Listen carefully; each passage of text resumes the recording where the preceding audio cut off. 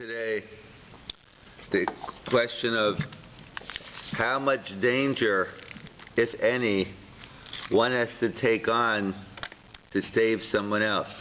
If your friend's in danger, or maybe not your friend, and is there an obligation to you to take on a certain amount of risk? We'll see. I don't know if we'll get to it today, but this will impinge on the question of organ transplants, donating an organ perhaps, being involved in some type of, there's a contagious disease going around and you're trying to save people. Jumping into a river to save someone. Correct. Any and all of the above. Yeah. So it begins, our discussion will begin with the Yerushalmi, the Jerusalem Talmud, the Kesef Mishnah at the end, and in Beis Yosef at the end of Kosher Mishpat. Quote a Yerushalmi, the Hagos Maimon, he quotes a Yerushalmi. The question where this Yerushalmi is, if we still have this Yerushalmi, or it's one of these Yerushalmis which are lost, but either way we accept it because the post can bring it down. And some claim it's a Yerushalmi at the end of Trumas, Paraches. What does the Yerushalmi say? The Yerushalmi says, let's say if my friend's in vadai danger, my friend's in definite danger, and if I don't do anything, well, the case Yerushalmi is talking about is Rav Imi, the great Rav Imi, one of the great rabbis. He was taken captive. He was kidnapped, and not for any ransom. There wasn't an option. They were going to kill Rav Imi. It was just a matter of time. So if you did nothing, Rav Imi was going to be murdered by the terrorists, the kidnappers. However, we have a chance now to go in and try to rescue him. So what should one do? So Rav Yona's son says, bring out the tachrichim, bring out the shrouds. You know, the shrouds, that's what you're buried in. Basically, what can we do? It's not a good scenario, like we can't go in, we can't get him, and therefore what are we going to do? He's going to be killed, Rav Imi. And Rav Shimon ben Lakish, Reish Lakish, says no. He says, but keep in mind, Reish Lakish used to be a highway robber in his previous career. Yes. And he says, I'm going to go into my closet, bring out the machine gun, dust off, get the bullets, and either I'm going to go in, either we're both going to be killed, or we're both coming out. So that was a machlokas in the Yerushalmi. Why is there some doubt if there is such a Yerushalmi? I think it's something like that. Why should we doubt it? You said according to... I didn't say we should. I said... I'm sorry, I didn't say doubt. I said some claim there are certain Yerushalmis we've lost. Okay, so why shouldn't we believe them? You said something. I thought you said... I said if you can't find something, so then you'll say maybe it never existed. What do you mean? Oh, okay. Why should we doubt who? I thought you said it's not sure if there was such a Yerushalmi. I thought you said that. No, I said there's some claim we no longer have the Yerushalmi. It's certain Yerushalmis were lost, and this is a Risha. We accept the Yerushalmi. The post can quote it, so we accept it even if we can't find it today. We can't find the original, so we accept this. Yeah, or we don't know where it is. The Yerushalmi is a big place, and some say it's not in our Yerushalmi we have today. Well, clearly it's not. If we can see if it's there or not. No, it's not. It's not so clear because some people say we have it, some people say we don't. Obviously, depends on how you can interpret the Yerushalmi and what it's saying. It's not pashut at all. But so, you follow or not? No, okay. You mean the different editions of the Yerushalmi or something like that? No, or who says that the case? Who says the case of Rav Imi is going to prove our point or not? This Yerushalmi of Rav Imi definitely exists. Whether this is the Yerushalmi they were bringing as a proof to what I'm about to say, that's a discussion. Oh, sorry, I'm lost. So the Yerushalmi, there's no doubt that it existed. We just can't find it today. I understand that. But people quote it. You assume it. People goes like this. Quote that correctly. That's Rav Yaakov, Rav Heller, who used to be Rosh Yeshiva at YU. One of the people Rav Soloveitchik had a kesher with, and he taught in Bernard Revel. He was in Segir Sos, and that he claims this is one of the Yerushalmis we no longer have today. If you open up a Yerushalmi, It does. We will not find it today. That's what. You don't have to claim it. Anybody can do it. You know, go to Amazon, Yeah, buy Yerushalmi, and it's not there. No, So it means it was there, but it's lost now. So. That's what Rav Heller claims. Others claim it does exist, and they claim this case is Rav Imi I just quoted. All it just says is there is a Yerushalmi. It doesn't say what the Yerushalmi says. It doesn't give the exact. It quotes the Yerushalmi with the following principle. It doesn't tell us. I see. That's the point. Everyone agrees with the principle of the Yerushalmi. The question is if we know exactly what is the exact. Which is the source text. Okay. Yeah, that's all we're saying. Now I understand. So the Yerushalmi is the principle the Yerushalmi quotes is one is obligated to risk one's own life to put themselves in a suffix sakana. You're obligated to put yourself in doubtful danger in order to save someone who's in definite danger. In other words, if you do nothing, this person's going to die. You know, statistically, as much as a vada as you can be. But if you go in and try to save him, you're only putting yourself in doubtful danger. So the Yerushalmi gives us a principle: one is obligated to put oneself in doubtful danger to save a friend from vadai danger. That's what the Yerushalmi says. And some claim we don't know where, we don't actually have the Yerushalmi. Others claim this is the Yerushalmi. I just quoted to you the case of Rav Imi, where Rish Lakish went in and said, I'm going to risk my life, and that's it. So that's and what's the reason for the Yerushalmi? The Yerushalmi itself, it really borrows the principle we have in other areas of the Torah. He says that the person who's going in is only a suffix danger. The person who you're actually saving is a vadai. So we have a principle in general, ein suffix motzi midei vadai. That when you have a choice between a doubt and a certainty, we go with the certainty. So since he's definitely going to die, the Yerushalmi says you have to go in and try to save him because you're only going to put yourself in doubtful danger. And that's Reish Lakish. Right. So that's Reish Lakish, right. So a couple of problems with this Yerushalmi. Question number one is, who says in a dispute between Rav Yonasan and Reish Lakish, we follow Reish Lakish? So it's a machlokas in the Yerushalmi at best. So assuming this is the Yerushalmi we're talking about, it's a machlokas. So number one, who says we passing like Reish Lakish? That's one issue. The second issue, Rav Moshe Feinstein raises, Rav Kook, based on a Rashi in Sanhedrin, and Daf Ayin Daled, is even all we know is Reish Lakish said he was going to go in and do it. So how do we know from the Yerushalmi that there's a chiyuv to do it? Maybe it was just a minute chasidus. Maybe Reish Lakish is doing more than the law required. It was a mitzvah, but who says it was a chiyuv? Like for instance, we have the mitzvah of tzitzis. We have a four-cornered garment. One has an obligation to wear a four-cornered garment. If you don't have an obligation to wear a four-cornered garment, but if you're wearing a four-cornered garment, you have an obligation to put on tzitzis. But so everyone agrees if you're wearing the four-cornered garment and put tzitzis on, you're getting a mitzvah. But you don't necessarily have to put on a four-cornered garment. Or let's say what some say Rav Moshe says about the mitzvah of living in Eretz Yisrael. According to some opinions, some say it's mandatory, but others say there's no obligation to live in Israel today, Eretz Yisrael, but if you do, everyone agrees you get a mitzvah. So same thing here. All we could prove from the Reish Lakish is that you can't prove there's an obligation.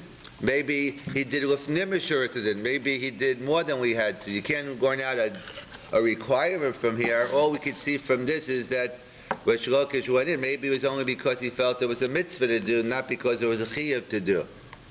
That's secondly. So you can't learn a principle from Reish Lakish. And thirdly, they point out as well that maybe this case was different. Even if we assume the Yerushalmi is true, but who is he going to rescue? He was going to rescue Rav Imi, who was a great Torah scholar, and it's not limited to Torah scholars, but it is a discussion among other leaders as well, that not all people, don't take it the wrong way, but not all people are equal. They are equal in certain ways, but when it comes to the laws of saving people and bringing them back, perhaps a leader, someone who is, let's say, what Rabbi Yisrael Salanter uses in a different context, he says, on Rosh Hashanah, Yom Kippur, on Elul, one should try to be a person, an individual, a yachid, shaharabim tolibo. You should try to be an individual who the congregation, who the community depends on you. Because who could say on their own merit they're good enough, but if you have a congregation who needs me, so if I hook on to the congregation's merits, I'll be safe. So you've got the key to the door in the morning, huh? Then Alan has the key. Yes, so right. Therefore they point out... You need me. Yes. So they point out that the Sefer Hasidim points out that Talmud Chacham, among other people, has a din of a rabbim, someone who's needed by the public. You need them, they ask them questions, how to survive day to day, and others has a status of a rabbim. So therefore, who says there's an obligation to risk my own life to save someone else? Perhaps this case is different because Rabbi had a status of a rabbim, which leads us to another question we're not going to get to right now, but we'll have to get to when we get there. Is it a different question to risk my life to save many people, or perhaps to risk my life to save the whole Klal Yisrael? Those aren't the same questions as the one we're discussing now. We're talking about one-on-one here. Right now we're just discussing the question of risking my life to save one other person, whether it's the same law, saving 10 people or 2,000 people. We've yet to get there. Yeah, I think I have an idea where you'd say all people are created equal. There's a different principle. In other words, there's a principle that his blood is as red as mine. Right. So exactly. So we have, because that's what I said regarding here. Because Jeff is alluding to the halacha. There's a halacha that normally we assume v'chai bahem, that we're interested in living, and therefore if someone's sick on Shabbos, you have to take someone to the hospital. Better to desecrate one Shabbos and keep many more, because if you're dead, what good are you? Mm-hmm. So obviously the point is to stay alive. However, there's the big three is an exception to the rule. For three things, there's a mitzvah of Kiddush Hashem, there's a mitzvah to sanctify God's name and not to violate. So one of the things is, if someone puts a gun to you and says, you want to live? Okay, if you murder Mr. X, I'll let you live. So the halacha is Yaharog V'al Yavor. Then you have a mitzvah of going on Kiddush Hashem. You are not permitted to kill someone else, to murder someone else, to save your own life. Because the expression the Gemara uses is, who says your blood is redder than his? Who says your life is more valuable than his? And therefore, that's the principle we usually work with. And therefore, you have no right to kill someone else to save your own life. So we'll get into the question of Rabbim and Klal Yisrael later. But right now we're still one-on-one. So that's the difficulty with the Yerushalmi. As the Yerushalmi writes, one has an obligation to risk one's own life to save someone else. So we had three questions. Number one is, who says we paskin like Reish Lakish? Two is, the fact Reish Lakish actually did it doesn't mean he was commanded. Maybe he did more than he had to. And thirdly, and the third issue is the one we just mentioned. So based on all these difficulties, so that's why some people question if this is the Yerushalmi or not. But either way, let's assume this is the Yerushalmi. Let's assume that's what the Yerushalmi says, which the post can bring down. The one is obligated to risk one's own life to save someone else. And so assuming this is a good proof, even if we assume Ravimi's case is good, so normally in we don't let's say it is a Yerushalmi, so what? We don't normally reject statements in the Jerusalem Talmud, unless, of course, we know we have the Bavli. The Babylonian Talmud came afterwards, so we have a general rule in a dispute between the Jerusalem Talmud and the Babylonian Talmud. We follow the Bavli because that came afterwards, and we assume the Bavli incorporated all the good stuff, all the stuff we want from the Yerushalmi, and therefore we normally go in a dispute Bavli Yerushalmi. There's a lot that's a separate discussion, but that's the general assumption. We go with the Bavli. But who says here there's a Bavli that disagrees? And if you have a Yerushalmi that says it, so normally if there's a Yerushalmi that says something, we don't have a Bavli that disagrees, we normally go with the Yerushalmi. So someone to bring down that the Rav Yosef Cairo, who wrote the Shulchan Aruch, he wrote a major work before he wrote the Shulchan Aruch. That's known as the Beis Yosef, the House of Yosef. In words, he wrote there's a Torah Shulchan Aruch, and the Beis Yosef has a long, comprehensive discussions on all these issues.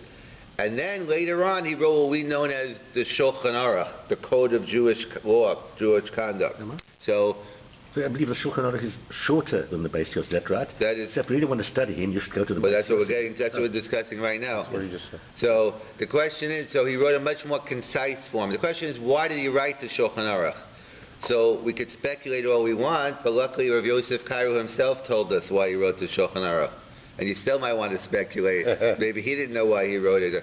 So he said he gives two reasons why he wrote it. He says, number one is because the Beis Yosef is very long and lengthy. It's going to take a long time to learn through it. So a Talmud Chacham, a Torah scholar, or for that matter a layman, anyone who wants to be able to review every month all the laws of the Shulchan Aruch, I wrote something easy and short. So every month you're able to chazir the Shulchan Aruch, as opposed to the... And secondly, you're teaching kids, 7th graders, 9th graders. It's too difficult for the kids. So for the kids, I wrote a Shulchan Aruch. But what's the implication of this?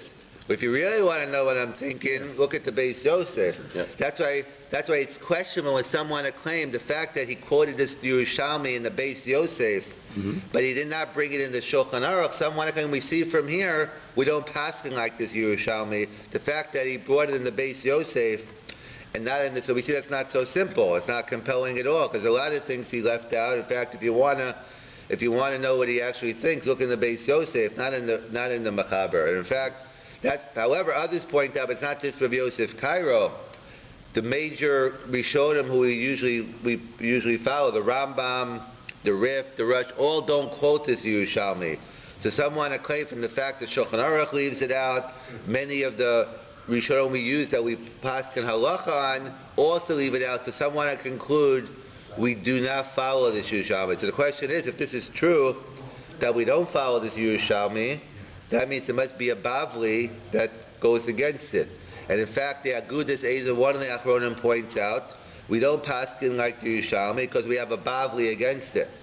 The only problem is, it doesn't tell us which Bavli. It is. Who wants to each, we'll split up, we'll all go through the Bavli and we'll come. But unfortunately, some greater people than us have already found the potential Bavli. So we'll go through a couple of possibilities which Bavli goes against this Yerushalmi. So first Gemara we'll address is the Gemara in Nida. The Gemara in Nida has an interesting case. First, it has a side point which goes into about, we know the prohibition of Lashon Hara, of talking Lashon Hara, not just talking Lashon Hara, accepting Lashon Hara, being Makabel Lashon Hara. We know that's not a good thing. However, you can't be naive either. You can't just accept it, but you can't necessarily ignore something either. So they point out that let's say, for instance, there's a rumor that this person's a ganav, a crook, a thief, and you're putting up a sign, you're looking for someone to work the cash register. Okay, listen, I'm not accepting it.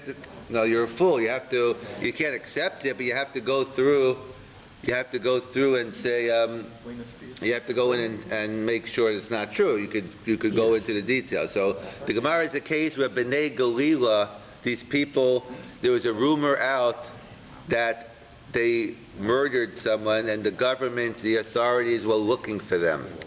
The non-Jewish authorities were looking for them, and they went to Rabbi Tarfon and said, hide us. The authorities are looking for us. Could you hide us? So Rav Tarfon said, I'm in a bind here. He says, if I don't hide you, then you're probably going to be killed. But if I do hide you, according to the way we'll learn, then I might be killed. My family might, if they find you hiding in my house, or they find that I was involved in hiding you, then I'm going to be, me and my family will be killed. So what do we see from this Gemara? The Reb Tarfon felt he wasn't obligated to risk his own life, his own family's life, to save someone else. So someone to bring a proof from this Gemara that we see you don't have to risk your own life to save someone else's life.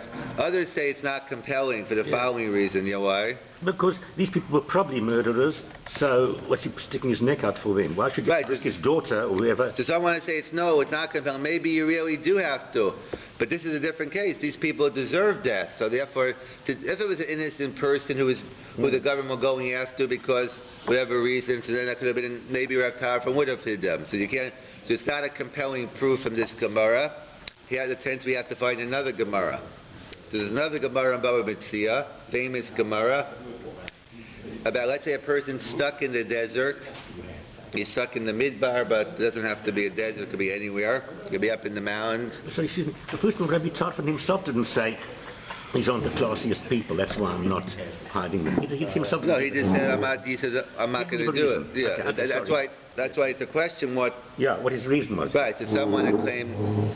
That wasn't, someone had claimed that wasn't his reason because the fact the Gemara, he didn't give that reason. Others say he didn't have to, the fact he didn't spell it out doesn't mean that wasn't his reason. Okay. And the Gemara says about Metzia, two people stuck in a desert. Oh, yes. Let's assume you're 3 days away from civilization and you have enough water for a day and a half. So you have a bottle worth of 3 days. So the question is, do I drink the water myself or do I share the water? So actually famous Gemara. That's a Gemara in Baba Metzia I don't want to get to you. I want to get to a Gemara in Sanhedrin first. The Gemara in Sanhedrin says that from where do I know that if I see my friend in danger, I'd have an obligation to go ahead and save him. If my friend's attacked by wild animals, by robbers, he's drowning in the river. From where do I know I'm obligated to go in and try to save him? As the pasuk says, "Lo samod al dam reyecha."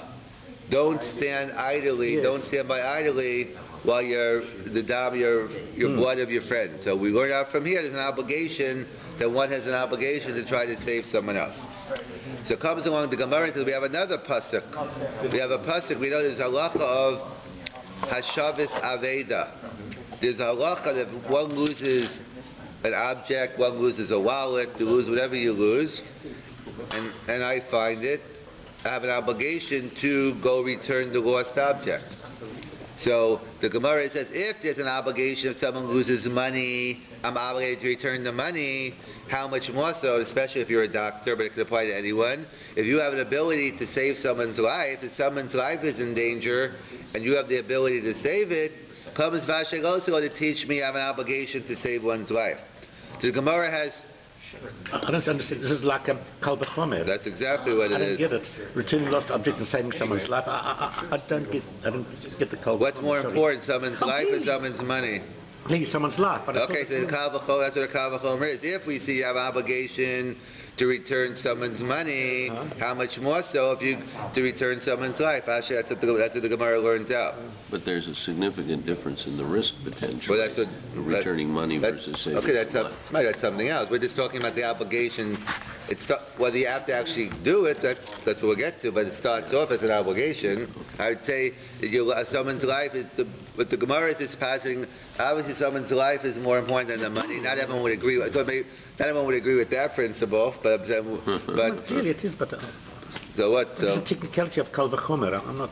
Money. Either way, that's not our discussion for now. But that's a given in the Gemara. We can discuss that another time. Yeah. So the question is, what do I need two psukim for? I already have Lo Samad Al Dam Reyecha. What do I need two psukim proving the same point? So the Gemara says, you know what? Because it's a question which one is for which. But the bottom line is, if we only had Lo Samad Al Dam Reyecha, I know that let's say a person's drowning in the water, and I'm a lifeguard, or I know how to swim, I know how to save him, that I have to jump in and save him. But how do I know that if I didn't know how to swim, but some guy over here, there's a lifeguard I could get in the next 30 seconds, how do I know I'm obligated to pay the lifeguard to get someone else and go in? So we need both sukkah to teach, even if I can't do it myself.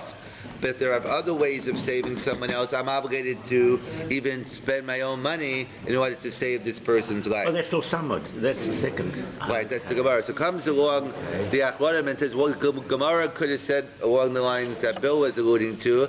The Gemara could have said something else. What do we need a second pasuk for? To tell me that, of course, when do I, of course, have to save someone else's life when there's no risk to my own life? But I need the second pasuk to teach me.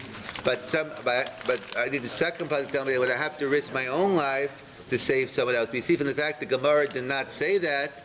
We see from this Gemara that one is not obligated to risk one's own life to save. In terms of, you said, there's a big difference between bringing back someone's money and when someone's shooting at someone or someone's drowning is a whole different level of risk. The Gemara could have said, I need the second pasuk to teach me even taking on a level of risk. Mm-hmm. The fact the Gemara does not say that, they want to bring a proof that we see against the Yerushalmi. One does not have to risk one's own life to save someone else. Again, not very compelling for another reason, because as the Achronim point out is, maybe you could say the Yerushalmi would agree. It's not against the Yerushalmi. What was the principle of the Yerushalmi? A very important principle was, because if I'm only doubtful danger and you're definite danger, so you have to go save the person from definite danger. But the Yerushalmi only says you have to risk your own life if there is, a statistical definite. You're never going to have 100%. So whatever that is, that post going to have to work out. Whatever a vadai is in halacha, he's never going to get a real 100%. Is it 90%? Is it 80? Is it 95? That's a separate discussion. But they point out, when would the Yerushalmi say you have to risk your own life? If I'm vadai, I could save the person, or if I'm vadai, that person's there who is actually in danger. If I'm not definite, I can even save the person. Definite meaning not 100%, but whatever definite means. Or if I don't even know that person's in danger, I just heard something, but I don't know for sure. So then even the Yerushalmi would agree. So who says in this case either that if I don't know, if I'm not sure I could save you hear unfortunately many cases, especially in the summertime, up in the Catskills, where there are people jump into different waters with waterfalls, and then you had a case where people jumped in and they were killed also. Obviously you have to know the fact that someone's in danger. You don't want to automatically jump in. That could be suicidal. So therefore, again, the Gemara is not compelling that maybe the Yerushalmi also would agree, because the Yerushalmi's principle is when you have a pretty good chance that there has to be a vadai here. Not a 100% vadai, but it has to be a case where you're pretty sure either the person's in danger, or that I could actually, and I could actually go in and save the person, or else it doesn't help. So therefore, we're still looking for our elusive Bavli that says that one has to risk one's own life. So the Yerushalmi says one has an obligation to risk their own life to save someone else, because they say, because I'm only doubtful, you're definite. And someone has suggested Gemara needs about the Tarfon didn't want to hide these people, so therefore he didn't want to risk his own life. Or someone has suggested this Gemara in Sanhedrin. However, you could say it, but it's not that compelling. We'll have to continue next time with the Gemara in Bava Metzia, which is much more compelling, about the two people stuck in the desert.